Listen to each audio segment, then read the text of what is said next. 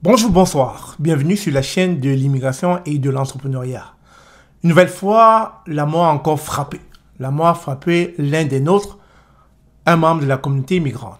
À peine arrivé au Québec il y a 6 mois, du côté du lac Saint-Jean, Ange Safak va être violemment arraché à la vie lors d'une collision avec un poids lourd qui ne lui laissera aucune chance. Dans un témoignage, Hermine, sa sœur, dit: je lui avais dit de me rejoindre au Québec, que Québec est accueillant et qu'il pourra y refaire sa vie. Mais malheureusement, sa vie, il l'a perdue. Nous connaissons Ange Safak comme étant un employé modèle qui travaillait au Tim Hortons du côté du lac Saint-Jean. Il était très assidu et très ponctuel à son travail. Et selon les dires de sa sœur, ce jeune homme de 26 ans était toujours à l'heure à son travail. Vous retrouverez en ces caractéristiques-là un jeune homme déterminé à prendre sa place. Un jeune homme qui est venu au Québec, certes avec de grandes ambitions. Mais malheureusement, il va laisser femme et enfants au Cameroun. Parce que c'est sûr, dans son élan, il aurait tout fait pour parrainer sa femme et son enfant.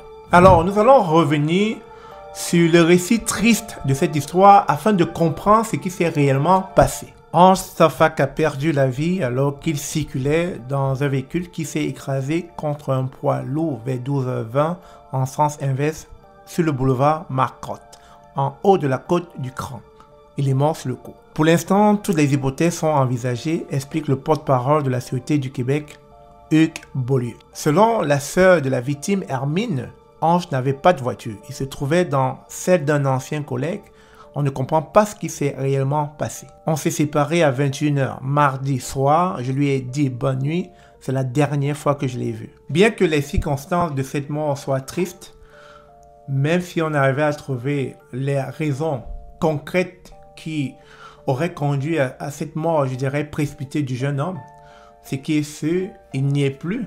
Et on apprendrait qu'il n'avait pas d'assurance. Il n'était même pas inscrit au RPN. Plutôt, il était en cours de s'inscrire au RPN, d'après sa sœur, mais malheureusement, la mort l'a arraché à la vie plus tôt. Présentement, nous vous exhortons à contribuer au GoFundMe qui a été lancé par sa sœur afin qu'on puisse rapatrier son corps. Je vous rappelle que le décès est arrivé plus tôt la semaine dernière, le mercredi, et donc vivement pour des personnes qui se sentent interpellées, veuillez cliquer sur le lien pour le GoFundMe, apporter votre assistance afin qu'on puisse retourner le corps de Ange Safak dans son pays d'origine où l'attend sa femme et son enfant. Sur ce, merci encore une fois de plus. Je ne cesserai de dire sur cette chaîne, quand vous arrivez au Canada, rapprochez-vous de votre communauté, allez vers des assurances, inscrivez-vous au RPN. C'est très important parce que vous ne savez ni l'heure, ni le jour où la mort peut vous arracher brusquement à la vie. C'est ça, on se dit à très bientôt. Paix à ton âme, Ange.